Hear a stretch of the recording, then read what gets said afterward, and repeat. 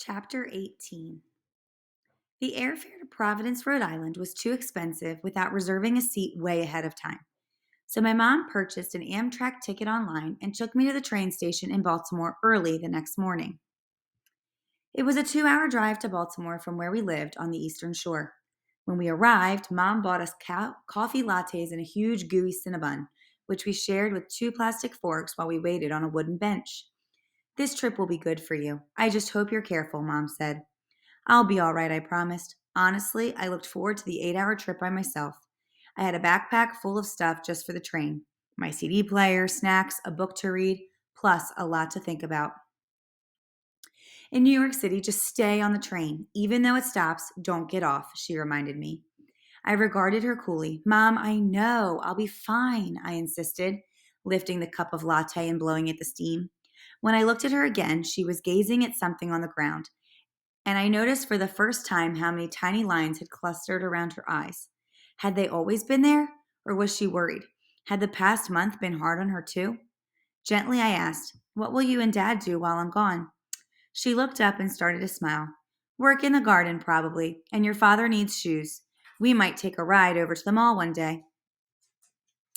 The mall was in Annapolis over the Bay Bridge, 90 minutes from Bailey's Wharf. I was a little sad they'd be going without me. I speared the last bite of the Cinnabon and started cutting it in half with the edge of the fork. "Brady," Mom said, her voice changing, "I'm worried about you and your friends." I stopped cutting. "What do you mean?" "I don't know," she crinkled up her eyes. "You boys never see each other anymore." I nodded, agreeing, and wondered if my mother had further suspicions. "Is it because of what happened with Ben?" she asked. I hesitated, but then I said, "Yeah." Mom waited for me to say something more, but I didn't. "Unfortunately," she began, "sometimes people just don't know what to say when there's been a tragedy. Maybe JT and Digger feel like they need to give you some space for a while." I studied her as she spoke and decided she didn't suspect anything more. "You're right," I told her. "I think that's all it is." Just then, my train was announced, and I practically jumped up, flustered, eager to escape, the Cinnabon container still in my hands. Mom stood with me and brushed some crumbs off my shirt. "Why don't you have the boys over when you get home?" "Good idea," I agreed quickly, handing her the pastry. "Here, Mom, you can have the rest." She set the box down and gave me a hug goodbye. I was lucky when I climbed aboard and found a window seat because the train was pretty full. A real mix, it seemed, of people with loud, noisy kids on vacation and quiet, well dressed business types. Quickly, I stashed my duffel bag in the overhead compartment. The man I would sit beside had his laptop open and his New York Times folded up and stuffed into the side of his seat. He had to pick everything up and turn sideways for me to get by, but he was nice about it.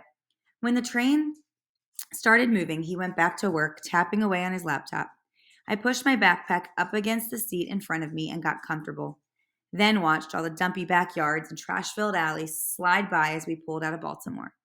For a long time, I stared out the window until I realized that the city had slipped away.